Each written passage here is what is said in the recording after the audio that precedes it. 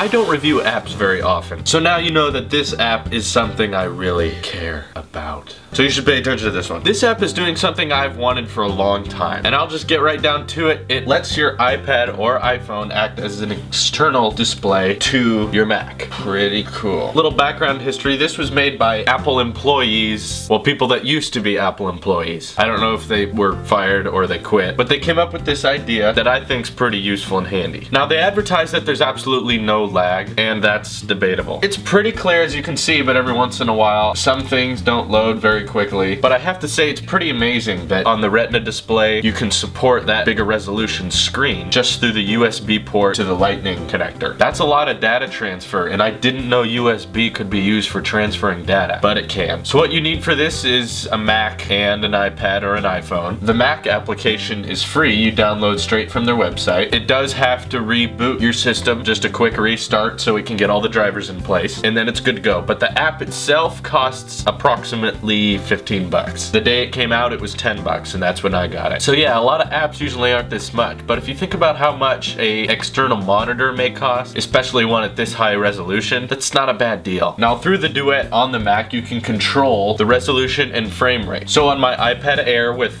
significantly larger than full HD resolution, it has two options, regular and Retina. Regular isn't quite the same resolution, but when you do switch it to Retina, things look pretty intense in a good way. And then frame rate, you have 30 FPS or 60 FPS. I really haven't seen the difference, so I'm just leaving it at 30 for energy efficiency. And I don't really have one of those fancy tack-ons that would let me you know, kind of strap it to the side of the computer, so I just have it in its case right in front. Another cool feature is that the touch capability of the iPad is still fully in use, meaning I can use this Mac like a touchscreen. Now, this system of working is okay. I wouldn't use it for much, but as I have found here, when you have the built-in display, put it on regular mode for the display setting, it treats the resolution as if it's 1024 by 768. Strangely, it also thinks it's 17.8 inches. However, if we go into Duet and update the resolution to Retina, so now things look pretty cool on here, but simultaneously things get a little laggy. It now thinks it's a 35.5-inch display, but with the full resolution of 2048 by 1536. So they said there's no lag, and that's obviously not true with this scenario. I have a 16 gigabyte Mac here with 512 megabyte graphics card, so nothing too over the top. Maybe with the newer Macs they run better, I haven't tried yet. But it's definitely not perfect. It works better as like a tacked on monitor than it would be like a full working monitor. For instance, I use it when I'm listening to music. I'll have the iTunes library right here and then my actual stuff up here, just so you don't have to compete for window space. Other cool feature is that this is, of course, charging the iPad. So if I need to get out of Duet, I just double tap and it's still running in the app. I can switch to the actual iPad and use it, and it's charging, so it's not like this is gonna wear down your battery. And whenever I feel like it, double tap, I can go back to Duet just like that. It's a very simple procedure. Now, do I think this is worth the buy? If money isn't a huge problem to you, this is a pretty neat feature. I enjoy it a lot, and to be honest, with my new iPhone 6 Plus, I haven't had a need for my iPad as much, with its screen being so big already. So this definitely gets a purpose in my technological ecosystem. Now on to some of the cons. So on this external display, you can play YouTube videos, but I have discovered Netflix doesn't work. Even on this monitor, if this is connected and I turn on Netflix, then it says, no, one of these monitors is not supported and therefore you can't play either one. And I do believe this would be the same on iTunes, but I haven't tested that, so don't hold me to it. To me, if you always have Facebook open, but you're not constantly checking it, you just need to have it there to look at who's online, maybe the stocks, I don't know. Something you're always watching but not always interacting with. This is perfect for you because you can just tack it onto the side, look at it when you need to, don't have to minimize everything in this tiny dock. This also won't play DVDs for those people who still wanted to do that. But if you bought a Mac Mini and you were thinking this is going to be your one external display, I may be wrong, but I don't think that would work very well, because as you can see, when I turn up the Retina display, this thing gets